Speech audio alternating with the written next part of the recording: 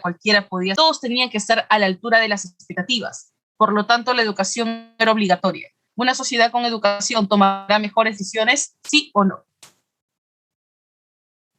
Profesora, definitivamente, exactamente. Ya. Esto connota como condiciones objetivas. Ahora veamos las condiciones subjetivas. ¿Como cuáles? El asombro según Aristóteles. ¿Alguna vez, hijo, has visto una puesta de sol en el atardecer en pleno verano, frente al mar? ¿Cómo el cielo se torna de diferentes colores entre violeta, rosado, anaranjado, amarillo? Sí. Tú cuando acampabas con tu novia. Dios. Hijito, ¿por qué eres tan cursi? Me hostiga. Bueno, mentira, sé tú mismo, no hay problema, no te preocupes, estoy molestándote. Bueno, ya, bonito, ¿verdad? Claro, profesora, es muy bonito. Inevitablemente, un poquito. Pero me gusta que seas tú mismo, eso es bueno. Tenemos un macro periodo llamado filosofía antigua. La filosofía antigua se compone de 4 periodos: cosmológico, cosmos, universo, la búsqueda de un origen o principio que esté en la naturaleza que origina el universo. Periodo antropológico, hombre, vamos a hablar acerca del hombre y el papel que cumple en la sociedad, tanto en el plano político como en el plano ético. Aquí vemos a Sócrates y a los sofistas. Periodo ontológico o sistemático. ¿Qué vemos en el periodo ontológico sistemático? La ontología, el ser, lo que existe, la realidad, pero la realidad puede tener una doble naturaleza, o bien como una entidad material, o bien como una entidad metafísica abstracta. Ya sea material, mundo sensible, metafísica, mundo de las ideas. Aquí encontramos a Platón y su discípulo Aristóteles. Y luego tenemos el periodo helenístico romano. ¿Cuál es el arjé del periodo helenístico romano? La búsqueda de la felicidad mediante la... ¿Cómo se entiende la felicidad para este periodo, Salón? ¿Cuál es el término?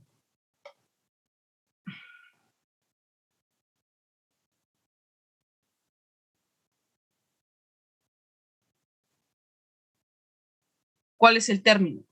¿Placer? No. No. Hay una palabra griega. La felicidad es entendida como ataraxia, que es admitir que mi alma se vea perturbada por los problemas del mundo. Y van a surgir muchas escuelas. La escuela cínica, estoica, hedonista, epicureísta, la escuela de los cirenaicos, el eclecticismo, el escepticismo, el neoplatonismo, etcétera, etcétera. Ya el siguiente periodo que viene es el periodo de la filosofía medieval, pero en esta clase específicamente vamos a ver estos 2 primeros periodos, cosmológico y antropológico.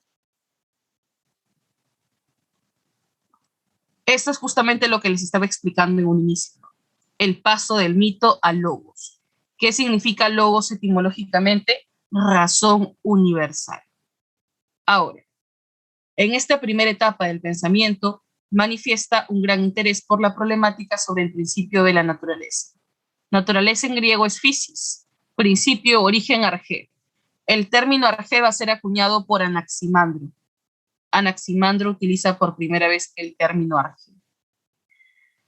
Un grupo de filósofos cuya especificación voy a dar un poco más adelante, asume una concepción llamada hilozoísta.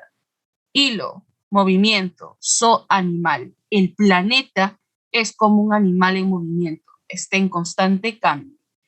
Movimiento, animación, vivificación. Este cambio, Salón, es un cambio inherente al mundo. ¿Qué quiere decir? Que el mundo se mueve por voluntad propia. No existe una entidad superior ajena al mundo que lo genera, como en el caso de Heráclito con el logos o en el caso de Anaxágoras con el nous o nous. No es así. Aquí el movimiento es connatural al mundo, como nosotros. Desde el momento de la concepción vamos desarrollándonos y ese desarrollo implica cambio.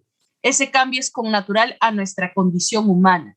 De la misma manera, ese cambio es connatural a la condición del mundo. La naturaleza en ese sentido entonces va a tener una constitución material y concreta. Salón, ¿gracias a qué filósofo más contemporáneo sabemos de la existencia de los filósofos presocráticos?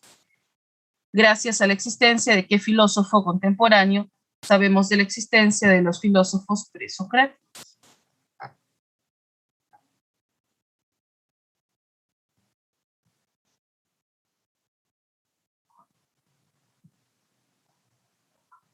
¿Quién?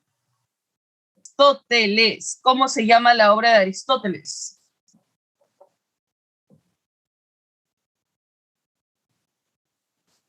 Profesora, la obra de Aristóteles se llama La Physis. La física. Física viene de la palabra physis. ¿Y physis qué cosa es? Naturaleza. De ahí es que estos filósofos también se les conoce con el nombre de naturalistas y o materialistas. También se les conoce con esos nombres. Naturalistas o materialistas. ¿Ya? Bien, seguimos. ¿Quién es el primer filósofo de la filosofía?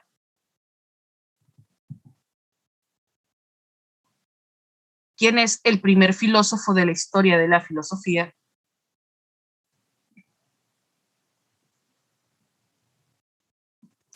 Tales de Mileto. ¿Y quién es el primero en llamarse a sí mismo filósofo? Y en definir a la filosofía como el amor desinteresado por el conocimiento.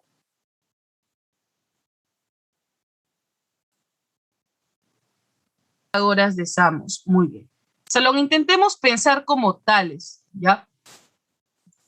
En el caso de Tales, ¿por qué el agua es ese elemento que origina la vida? ¿Qué argumentos a favor tenemos del agua o la humedad? En ambos casos es lo mismo. ¿Qué argumentos tenemos a favor?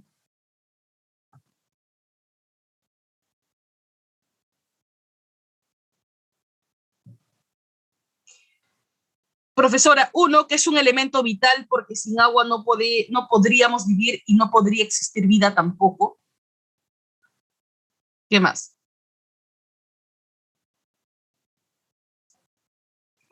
Porque es uno de los elementos más abundantes que hay en la naturaleza, todo está rodeado de agua. Sea cual sea la dirección en la cual tú apuntes, vas a encontrar agua, hacia el cielo, las nubes. Si miras hacia abajo, freáticas subterráneas, como las aguas del río Nilo nutrían el valle, por lo que supuso que si el valle podía dar frutos, era gracias al río que los intersectaba. La tierra flota sobre el agua, que es en cierto modo la fuente de todas las Aristóteles. Todas las cosas están por cierto principio de vida que es el agua. Además, el agua es un elemento dinámico, Salón. Las fases del agua, ¿no? Los estados del agua, sólido, líquido, gaseoso. Así que Tales es el primer filósofo en asumir una postura ilozoísta. En realidad son todos los filósofos de la escuela de Mileto, Tales, Anaximandro y Anaxímenes, quienes van a proponer un pensamiento ilozoísta. Siguiente, vamos con Anaximandro. ¿Cuál es el arqué de Anaximandro, señor?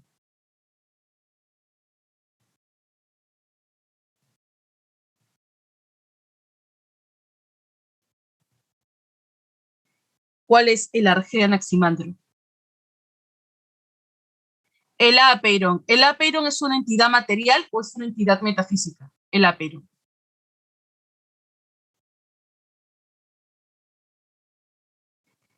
Sabía que te ibas a equivocar, lo sabía. Eso pasa porque no estás atento a la clase. ¿Qué te dije yo en un inicio? Todos los elementos, sin excepción, los arjés son elementos materiales y naturales. Por eso los llaman materialistas y naturalistas. Todos, sin excepción. Profe, los números también. Las homeomerías también. El ser de Parménides también es un elemento material. Todos los elementos son elementos materiales. Ahora te entiendo porque quizás a simple vista parece una entidad metafísica, lo ilimitado, lo indefinido, lo infinito, pero no. En unos minutos, en unos segundos vamos a entender cuál es el sentido de su materialidad, ¿ya? Anaximandro Salón se da cuenta que el agua no es el único elemento que genera la vida. Está el fuego, la tierra, el aire, y esos son solo los elementos que el hombre conoce. Hay una gran cantidad de elementos que el hombre no conoce, pero están en la naturaleza y sin embargo generan las condiciones para que surja la vida. ¿Sí? Como esos elementos son parte de un todo compacto, una unidad, el mundo, es que Anaximandro los llama apeiron. Entonces, ¿qué es el apeiron? Son todos los elementos como parte de una unidad que están en el cosmos que el hombre no conoce. Elementos indefinidos. ¿Es un elemento material? Sí, natural también. Ahora, la lógica de interacción en el apeiron es el de la separación de opuestos. Para que los opuestos puedan coexistir, tienen que estar separados el uno del otro. ¿Qué pasaría, profesora, si estuvieran juntos en un mismo punto?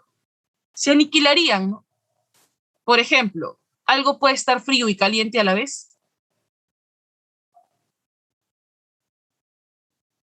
¿Puede estar frío y caliente a la vez? No, o está frío o está caliente. ¿Algo puede estar seco y húmedo a la vez? No, o es igual ser invierno, verano, no. Se llama discordia, y es esta discordia la que es sinónimo de justicia. Por lo tanto, entiende que todo está en constante equilibrio. El equilibrio es la separación de opuestos. Otro dato complementario en Anaximandro es que él propone que el hombre proviene de los peces porque la vida nace de lo húmedo. Nosotros provenimos de los peces. Actualmente la teoría de la evolución de Darwin ratifica lo propuesto por Anaximandro. Efectivamente, nosotros derivamos o venimos de los peces en algún punto de nuestro desarrollo filogenético. También existen ciertos órganos vestigiales que pueden acreditar ello. Esto me hace recordar a Popper cuando afirma que muchos conocimientos que empezaron siendo filosofía, luego se convirtieron en ciencia. Bueno, este es uno de ellos. Vamos ahora con el Arjé de Anaxímenes.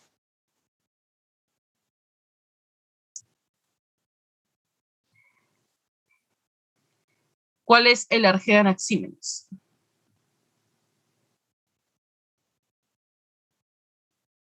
El aire. ¿Y por qué el aire, Salón? ¿Qué pasa con el aire?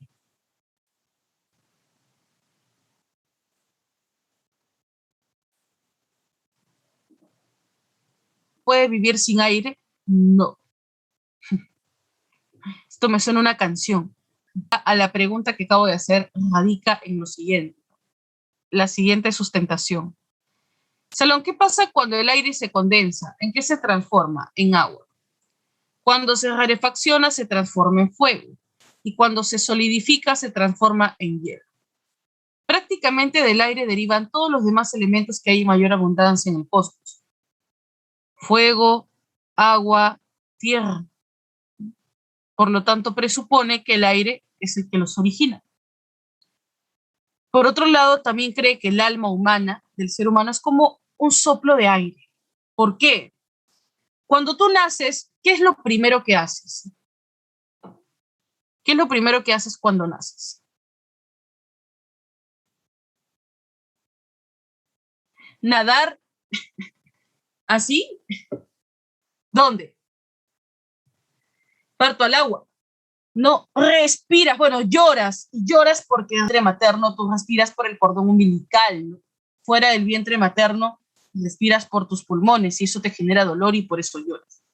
Entonces, cuando naces es como si una bocanada de aire ingresara a tu cuerpo. Mueres, ¿qué es lo último que dejas de hacer? O lo primero que dejas de hacer, mejor dicho. Porque el aire es lo que dota de vida a las cosas. Esa es la lógica de Anaxímenes. Vamos ahora con Pitágoras. ¿Cuál es el Arjé de Pitágoras?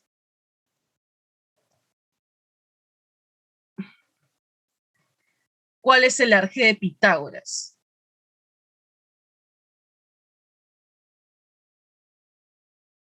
Excelente. El número. Me alegra que hayas dicho el número y no los números, porque si fuesen los números, Pitágoras dejaría de ser un monista y pasaría a ser un pluralista. Pero él no propone como Arjé varios elementos, propone como Arjé un elemento, que es el número. ¿Cuál es el número perfecto por excelencia para Pitágoras?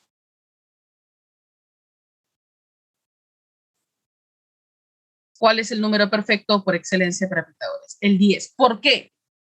¿Cómo fundamenta su concepto de 10?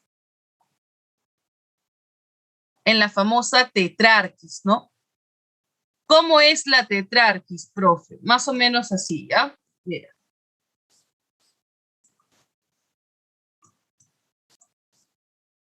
Esta es la tetrarquis. Lo absoluto, Dios. El 2, la dualidad, la figura de la hembra y el macho, el hombre y la mujer. Es curioso que para Pitágoras, Salón, la característica del hombre y la mujer sean completamente antagónicas, distintas, opuestas. Mira, yo te voy a dar una descripción de cómo es el hombre y tú por defecto vas a inferir cómo es la mujer. ¿Está bien? Cristian, el sabio es inteligente, controla sus instintos, sus deseos y sus pasiones. ¿Y la mujer?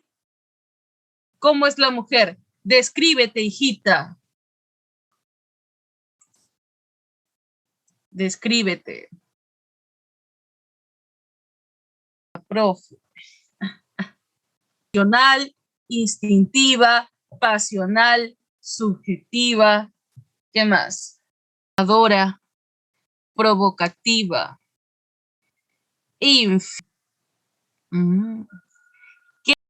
Pitágoras va a tener una marcada influencia de los órficos. El orfismo es una secta oscurantista y otra vez hago un paréntesis. No quiero que entiendas por ser secta oscurantista una secta satánica. Estamos en el siglo V antes de Cristo. Aquí la idea de Satanás no existe.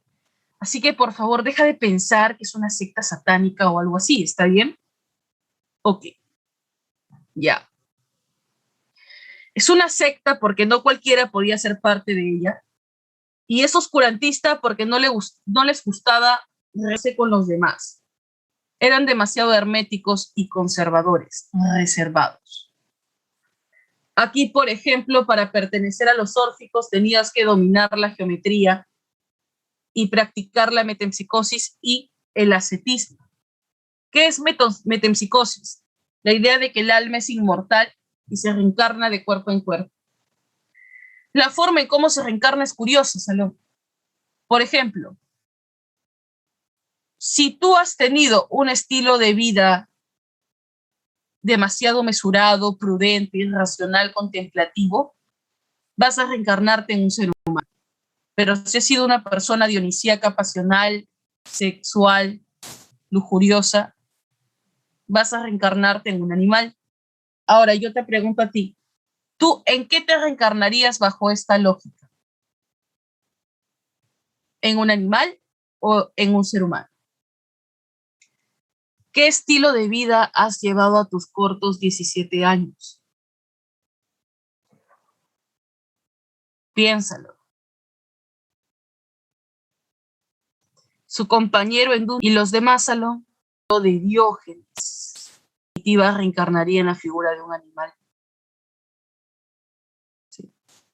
Ser un ser humano como tal es un poco aburrido, la verdad.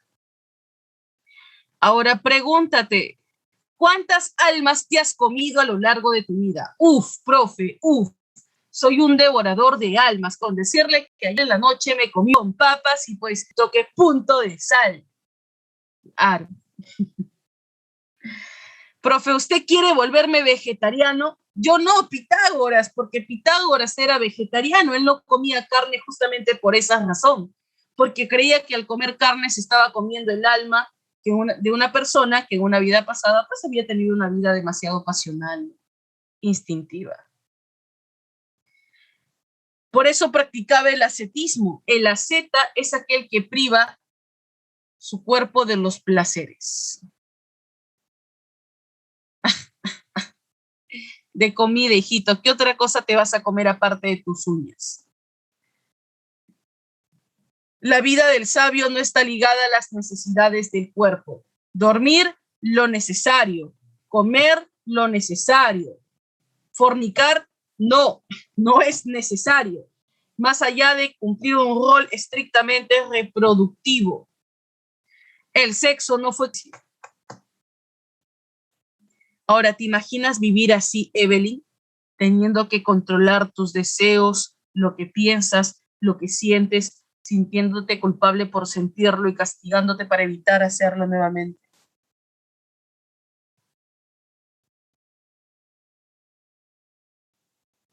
Ok.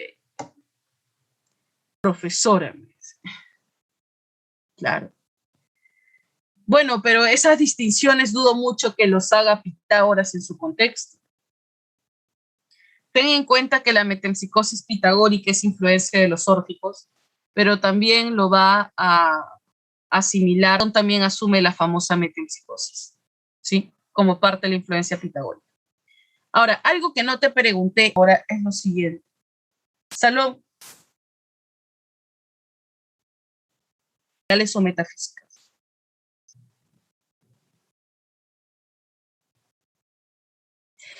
Ahora sí, excelente, muy bien, materiales, ya no caíste, ya era hora, ya era hora. ¿Y dónde encontramos a los números? ¿Dónde encontramos al número?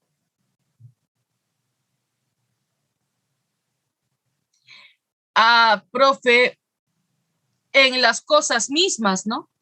Solo observa a tu alrededor. ¿Qué patrón geométrico tiene tu habitación?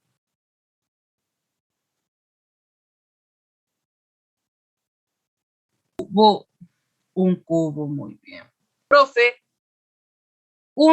no, me dijo, ¿qué número es?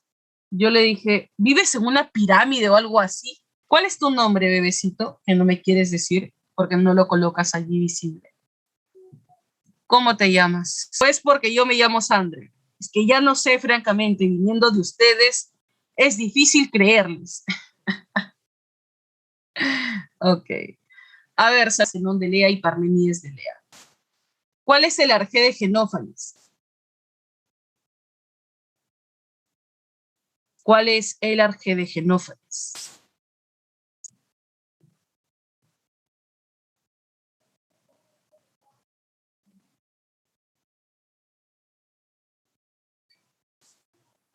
La Tierra. Ya, excelente.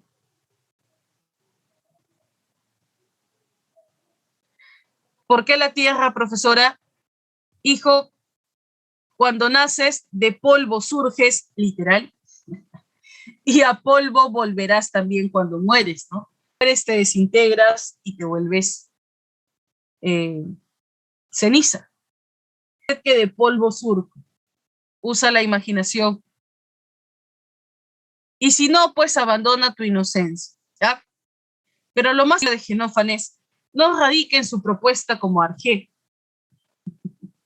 que hace la religión de la época. ¿Por qué? Genófanes dice, si los bueyes pudiesen pensar, crearían a sus dioses como bueyes, a su imagen y semejanza, idea de Dios, como una forma de proyectar su propio ego y endiosarse a sí mismo. ¿Sí?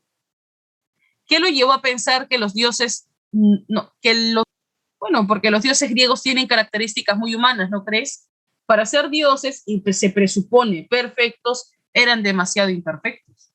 Entre ellos existían prácticas incestuosas, de filicidio, infanticidio, entre otras prácticas o pecados, ¿no? Por así decirlo, completamente censurables. Sin embargo, la sociedad no lo veía a muerte, morir a pedradas, pero no se consiguió y terminaron quemándolo vivo. Ir quemado. Vamos ahora con Parménides. ¿Cuál es el arjé de Parménides? El ser. ¿El ser es una entidad material o metafísica?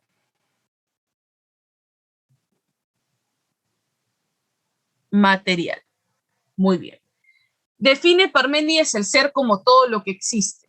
Y lo que existe es lo que puede ser pensado. Ser y pensar es lo mismo.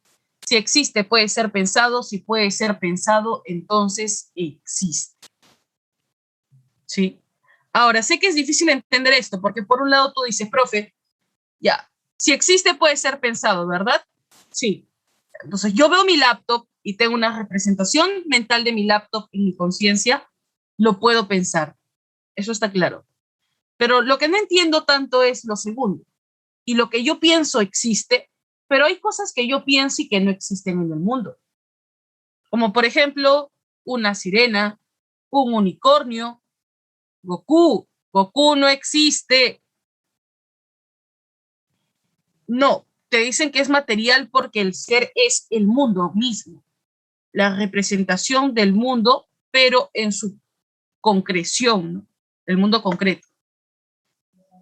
¿Ya? Entonces, el amor que ella siente por ti, tu vacante, también. Existe, profe, claro, pero si el ser es el mundo, entonces lo que pienso existe, pero dentro del ser, claro, por supuesto, Natalia. Te llamas como mi hermana. Existe dentro del ser. No, el solipsismo ya es algo completamente distinto, porque a diferencia del solipsismo, el solipsismo atribuye el ser solo a la representación mental del objeto. Aquí va más allá de la mera representación mental, lo que te está diciendo. Ahora tú dices, ya, pero profesora, los unicornios y las sirenas no existen. Pregúntate, ¿qué cosa es una sirena? ¿No es mitad mujer, mitad pez? Ya, ¿no existen mujeres en el mundo? Sí, peces también. ¿Qué es un unicornio? Un caballo con un cuerno. ¿Hay caballos en el mundo? Sí. ¿Cuernos?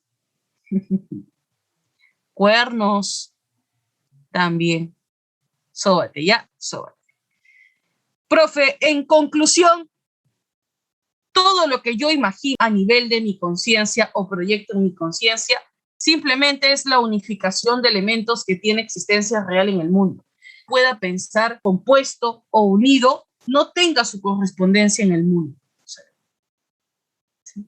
Tú lo único que haces es unir elementos y decir, oh, esto es mi imaginación, es algo nuevo. Claro, como tal, de repente no lo encontramos en el mundo, pero los elementos conforman, sí. Ahora entiendes por qué todo lo que puede ser pensado existe.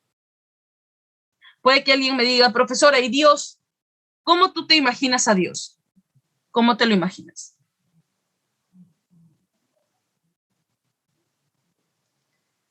Bueno, imagino como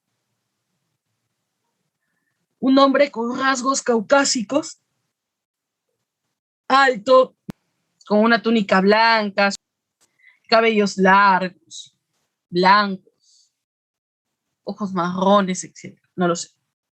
Ok. Salón, en realidad tú no estás imaginando a Dios. Tú estás imaginando a un ser humano que tú presupone tiene características compatibles con Dios. Entonces, que no estoy imaginando a Dios sino a un ser humano, claro, por supuesto. ¿Lo has visto en alguna película, en alguna serie, o quizás lo has visto en un libro, en alguna gráfica, o lo has visto caminar por la calle una persona parecida? La gama de características que vemos aquí, hay tres que son más importantes: eternas, perfectas e inmutables. ¿Ya? A la vez, Salón, Parménides confía en los sentidos, confía en la razón y desdeña los sentidos. ¿Por qué desdeña los sentidos? ¿Qué malo hay en los sentidos?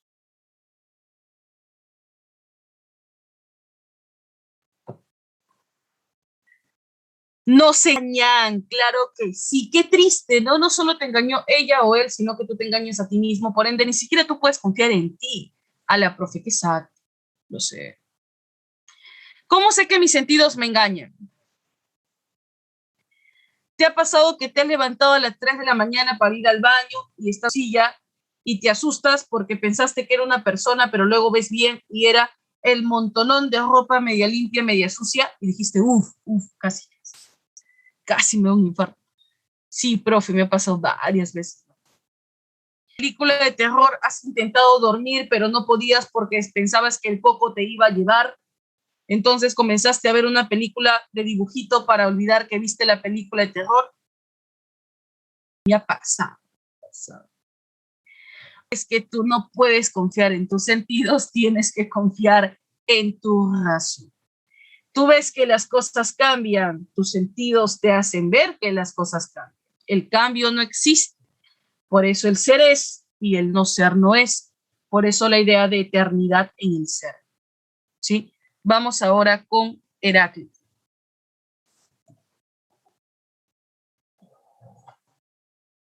¿Cuál es el arqué de Heráclito?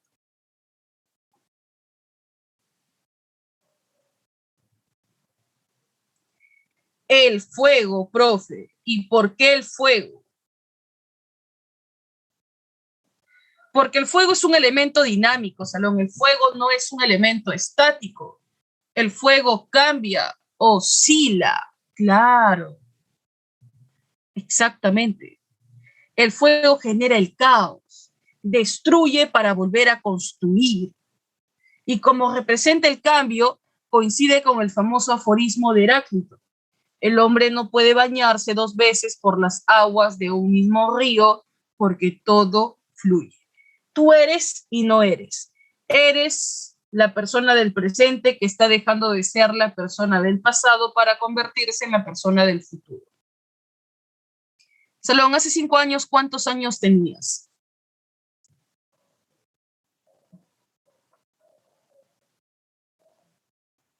Hace 5 años, ¿cuántos años tenías? 11, 12, me dicen por ahí. Oh, eras ilegal, un bebecito, una cosita hermosa. Tiene ternurita. Si pudiera verte en persona, te jalo los cachetes. Sí, para dejarte los morados. Sí. Los problemas en realidad no son problemas, son oportunidades, retan tu inteligencia. Esas oportunidades, ¿qué cosa te permiten? Decíamos, desarrollarte como persona. A veces creemos, profesora, todo me está yendo bien, estoy feliz. En realidad, es estar bien, es estar dentro de una fase de estancamiento. O quizás estás en tu zona de confort.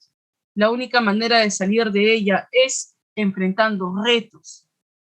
Y justamente son los problemas, los errores, los que te enseñan más que los aciertos. Eso es la lucha de contrarios.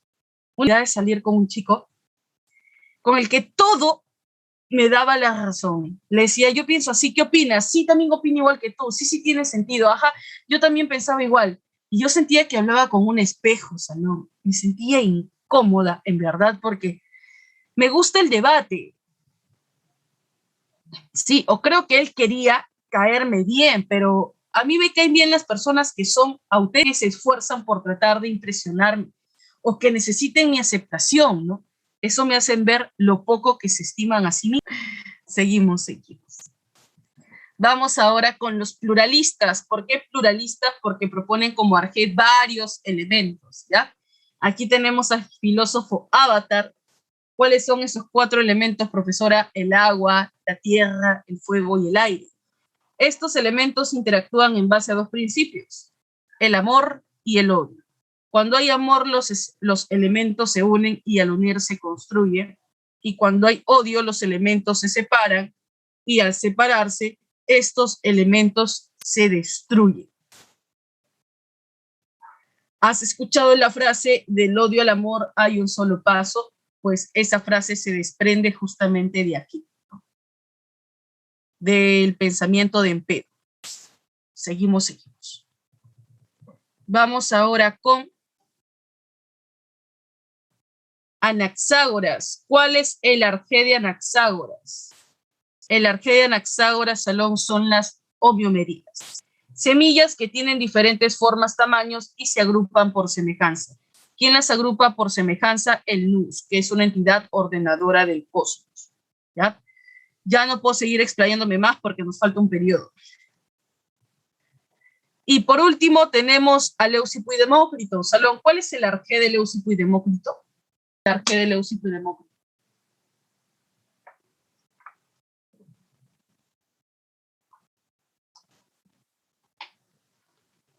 El átomo. Si tú me dices el átomo, me das a entender de que Leucipo y Demócrito son monistas.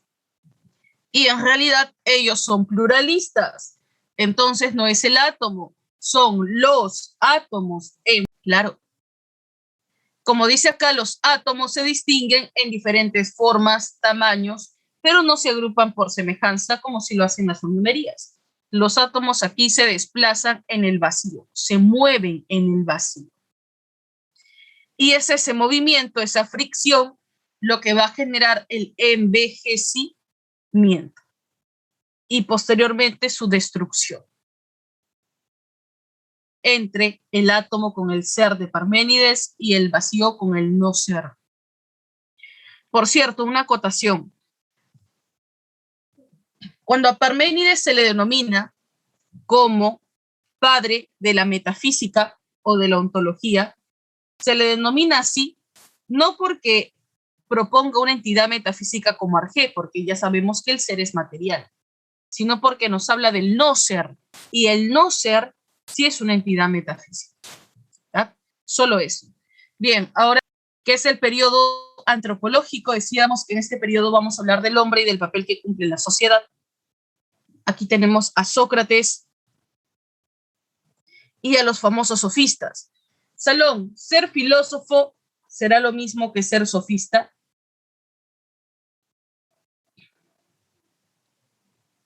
¿Ser filósofo será lo mismo que ser sofista?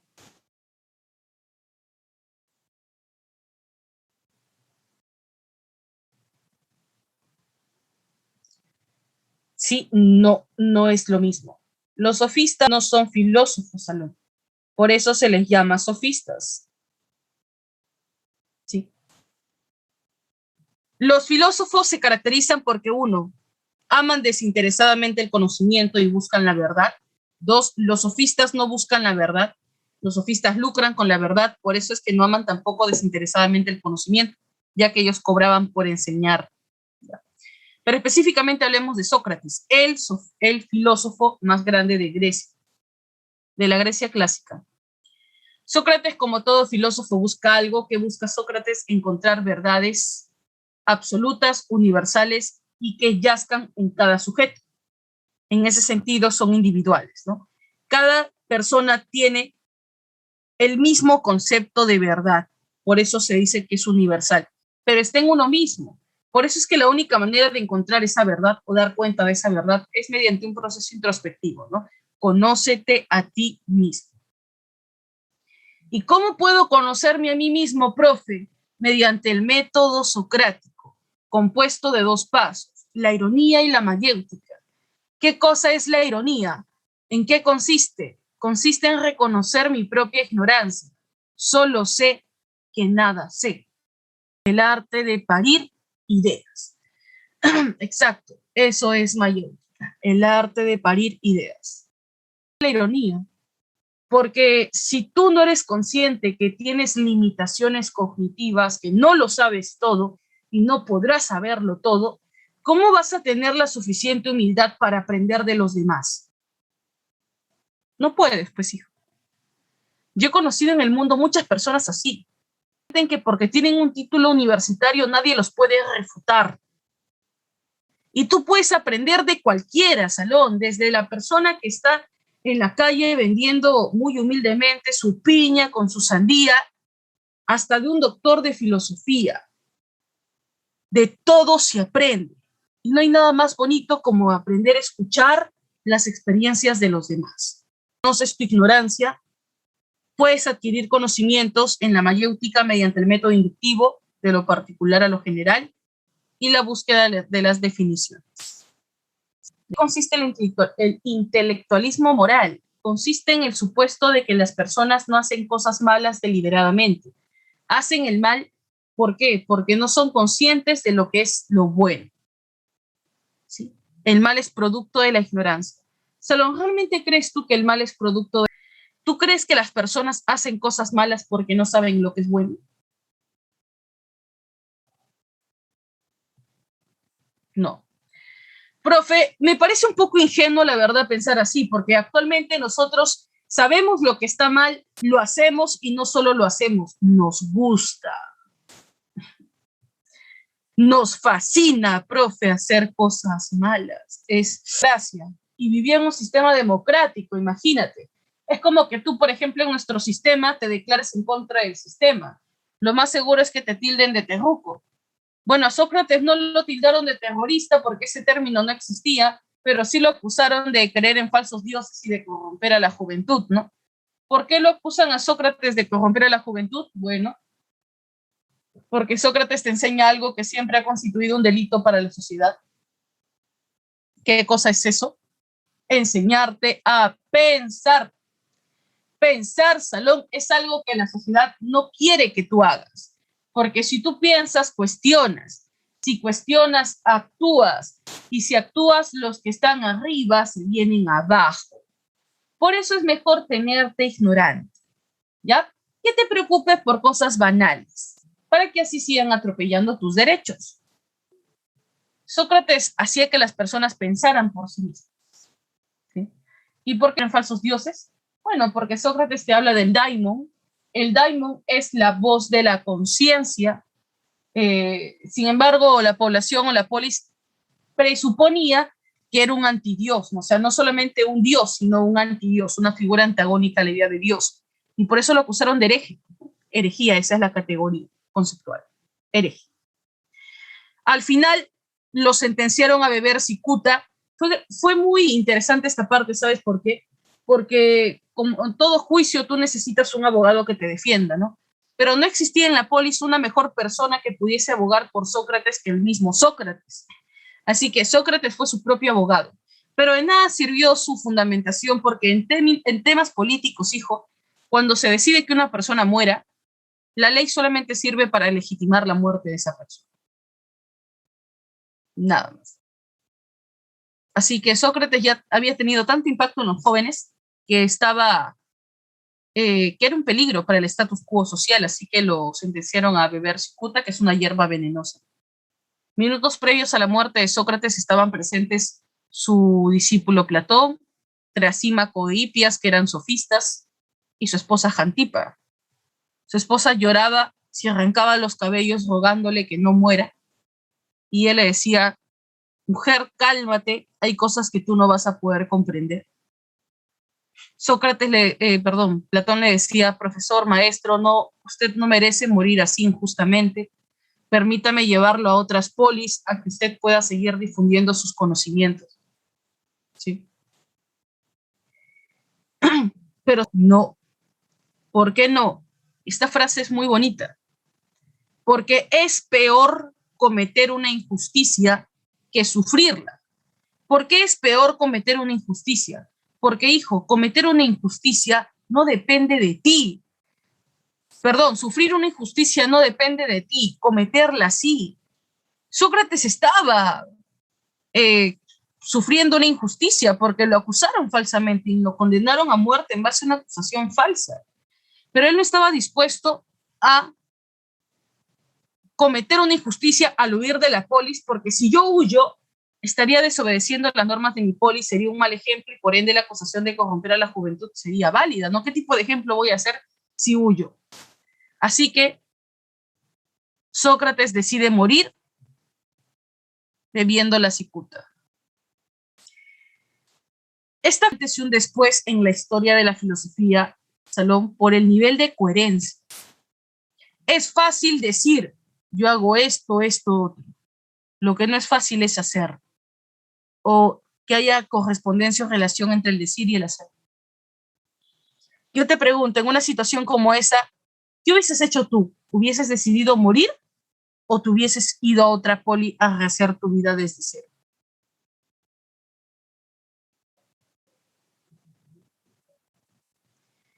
¿Qué hubieras hecho tú?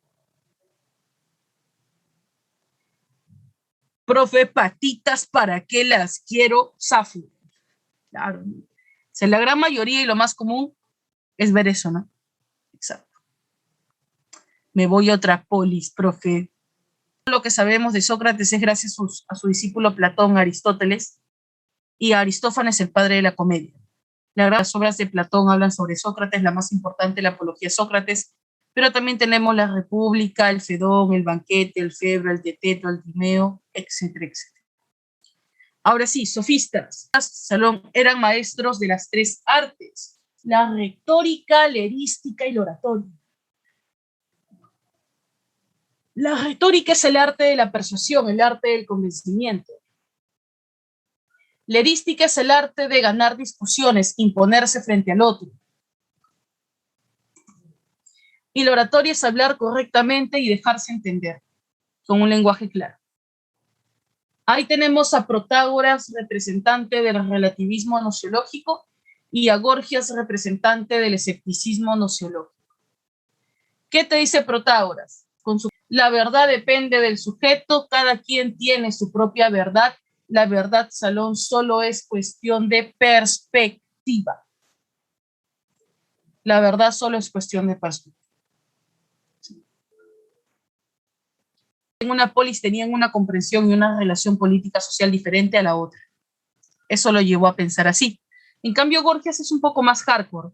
Mira, Gorgias dice, en su escepticismo, nada existe y si existiese no lo podríamos conocer y si lo conociésemos no lo podríamos transmitir. ¿Qué lo lleva a Gorgias a suponer que nada existe? Tú dirás, profe, pero para mí usted existe. Salón, ¿por qué crees tú que yo existo para ti? Mi amor, pues, excelente. Pregunta 2.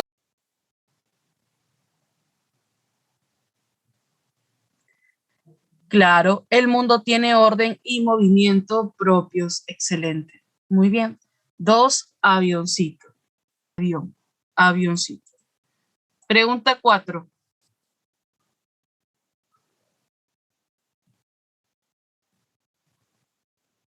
Considero que el arjé era el ser, verdadero o falso.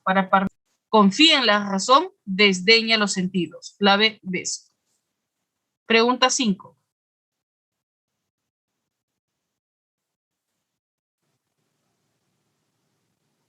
Protágoras afirmaba que lo justo y lo bello depende de cada ciudad. De lo mencionado se puede colegir, claro. A ver, me han marcado beso. Salón pregunta, ¿el relativismo afirma que la verdad es imposible? ¿Está seguro o es el escepticismo?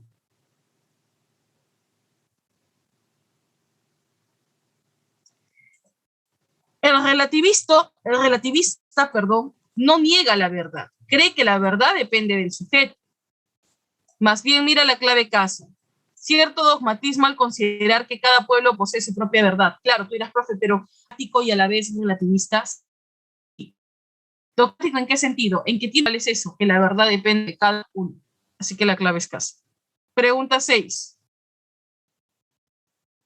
Sí, lo que ella no tiene, cierto, lo que ella no tiene.